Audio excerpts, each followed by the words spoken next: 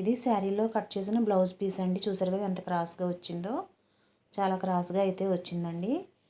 ఇది పెద్ద సైజు వాళ్ళకైతే అసలు సరిపోదండి క్లాత్. ఇది మీడియం సైజ్ బ్లౌజ్ అండి, అందుకని ఇలా సరిపోతుంది.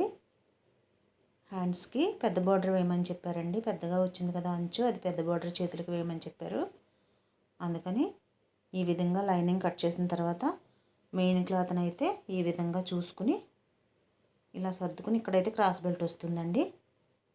ఇలా చూసి అడ్జస్ట్ చేసుకున్న తర్వాతే మనం మెయిన్ క్లాత్ని కట్ చేసుకోవాలి.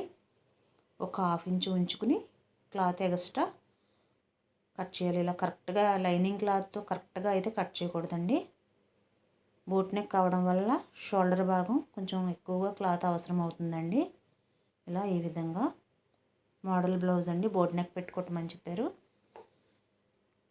పెద్దగా క్లాత్ అయితే ఏం మిగలలేదు, చూసారు కదా క్రాస్గా రావడం వల్ల. ఈ నడుముకి అంచు అయితే వేయొద్దని చెప్పారండి. మోడల్ బ్లౌజ్ కదా బాగోదు, అందుకని తీసేస్తున్నానండి. మనకు మోడల్కి కూడా ఉపయోగపడదండి. ఇది పక్కకు తీసేసాను. ఫ్రంట్ పార్ట్ అయితే డీప్ నెక్ ఇమ్మని చెప్పారండి. డీప్ నెక్తో కట్ చేశానండి. హ్యాండ్స్కి అయితే కొంచెం జాయింట్లు పడతాయండి సైడ్న చిన్నగా.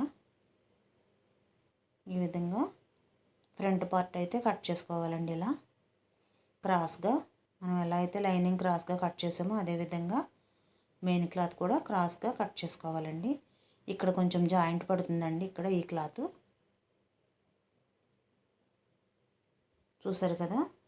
ఇప్పుడు కూడా లైనింగ్ ఇలా కట్ చేసుకున్న తర్వాతే మెయిన్ క్లాత్ని ఈ విధంగా అయితే కట్ చేసుకోవాలండి. అప్పుడే మనకి కటింగ్ పర్ఫెక్ట్గా వస్తుంది. ఇప్పుడు మనకి కటింగ్ అయితే పూర్తయిందండి. ఇప్పుడు స్టిచ్చింగ్ చేసిన బ్లౌజ్ అయితే మనం చూద్దామండి. చూడండి, ఇది స్టిచ్చింగ్ అయిన తర్వాత బ్లౌజ్ అండి. ఇలా బోట్ నెక్ పెట్టి ఇలా మోడల్ కుట్టమని చెప్పారండి, అందుకే నేను ఇలా ఈ మోడల్లో కుట్టాను. Cut work, boat neck and potli బటన్స్తో ఇలా కుట్టానండి. ఎలా ఉందో కామెంట్ బాక్స్లో కామెంట్ చేయండి. Thank you for watching.